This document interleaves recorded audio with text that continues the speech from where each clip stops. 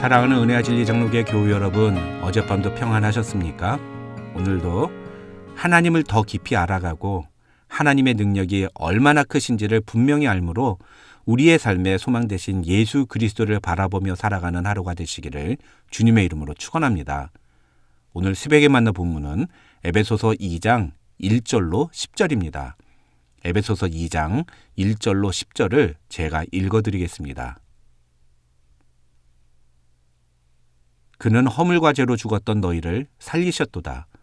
그때의 너희는 그 가운데서 행하여 이 세상 풍조를 따르고 공중의 권세 잡은 자를 따랐으니 곧 지금 불순종의 아들들 가운데서 역사하는 영이라.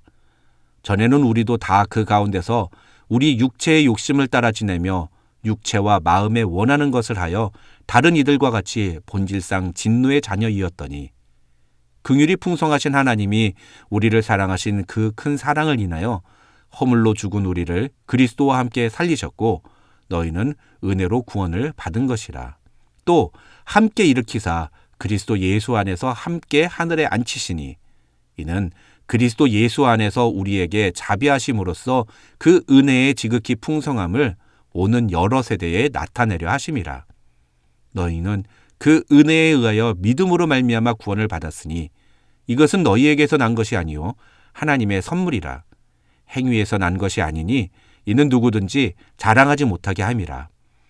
우리는 그가 만드신 바라 그리스도 예수 안에서 선한 일을 위하여 지으심을 받은 자니 이 일은 하나님이 전에 예비하사 우리로 그 가운데서 행하게 하려 하심이니라.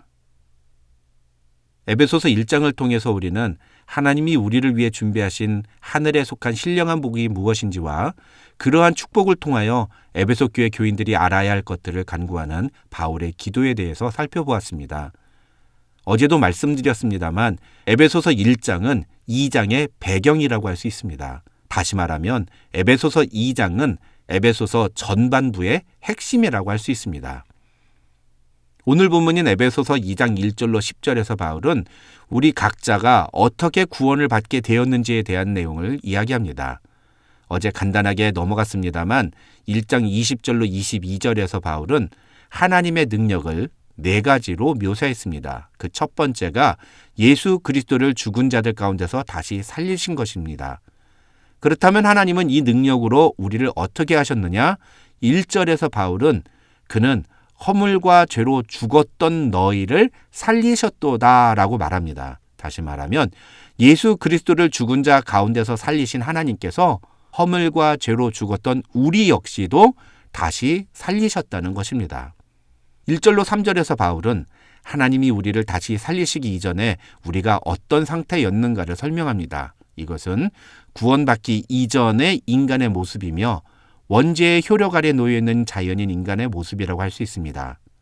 그리고 4절로 9절에서는 그런 인간을 하나님이 어떻게 다시 살리셨는가에 대해서 설명합니다. 좀 더 정확하게 말하면 하나님이 죄인인 인간을 구원하신 동기가 무엇인가에 대해서 이야기하고 있는 것입니다.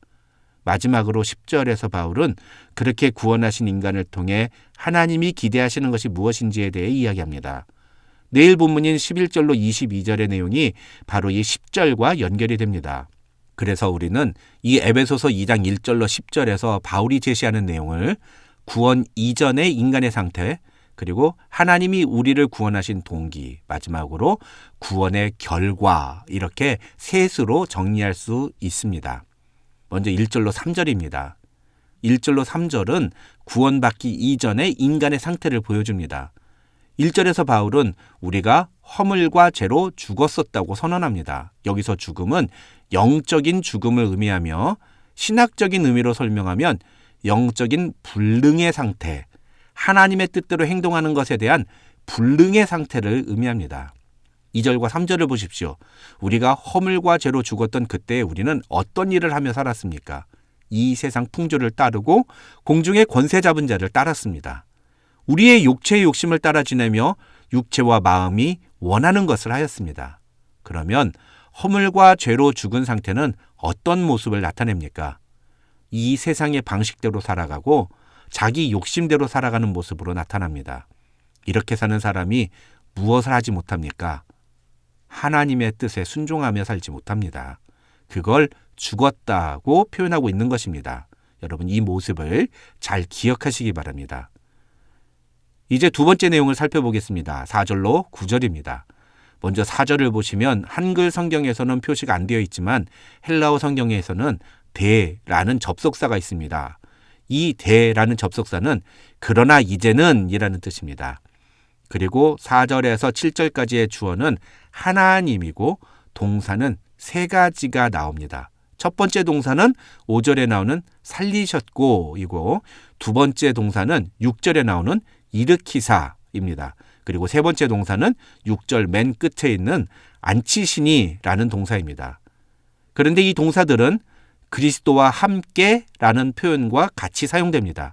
그러니까 이 4절로 6절을 설명하면 그러나 이제는 하나님이 우리를 그리스도와 함께 살리셨고 그리스도와 함께 일으키셨고 그리스도와 함께 앉히셨다는 것입니다. 이것을 1장 20절과 비교해보면 바울이 4절로 7절에서 말하려는 것은 하나님이 그리스도를 통해 보여주신 그 능력을 우리에게도 행하셨다는 것을 보여주는 것임을 알 수 있습니다. 그렇다면 하나님이 하나님의 능력을 우리에게 나타내신 이유가 무엇일까요? 4절에서 바울은 그 이유를 긍휼이 풍성하신 하나님이 우리를 사랑하신 그 큰 사랑을 인하여 라고 말합니다. 다시 말하면 그 동기는 하나님의 크신 사랑이라는 것입니다. 하나님이 왜 우리를 사랑하십니까? 하나님은 긍휼이 풍성하신 분이시기 때문입니다. 바울은 5절에서 이것을 은혜라고 표현합니다. 은혜란 받을 자격이 없는 것을 받는 것을 말합니다. 받을 수 없는 건데 받은 것이 은혜입니다. 용서받을 수 없는 죄를 지었는데 용서를 받는 것이 은혜고 신뢰받을 수 없는 존재인데 여전히 신뢰를 받는 것이 은혜입니다. 그런데 우리는 어떤 상태였습니까? 그때 우리는 허물과 죄로 죽었었습니다. 그래서 우리는 이 세상의 풍조를 따르고 공중의 권세 잡은 자를 따라 하나님의 뜻에 불순종했습니다. 우리 육체의 욕심을 따라 육체와 마음이 원하는 것을 하며 살았습니다. 그러나 그런 우리를 하나님은 사랑하셔서 우리를 그리스도와 함께 살리셨고 그리스도와 함께 일으키시며 그리스도와 함께 앉게 해주셨습니다. 이것이 은혜입니다. 바울은 8절에서 이런 일이 일어난 것은 우리가 어떤 자격이 있어서나 우리가 어떤 노력을 했기 때문에 주어진 것이 아니라 그냥 하나님께서 우리에게 주신 선물이라고 표현합니다. 여기까지가 교리에 대한 설명이라면 이제 구원받은 사람에게서 나타나는 증거가 무엇인지를 살펴보겠습니다.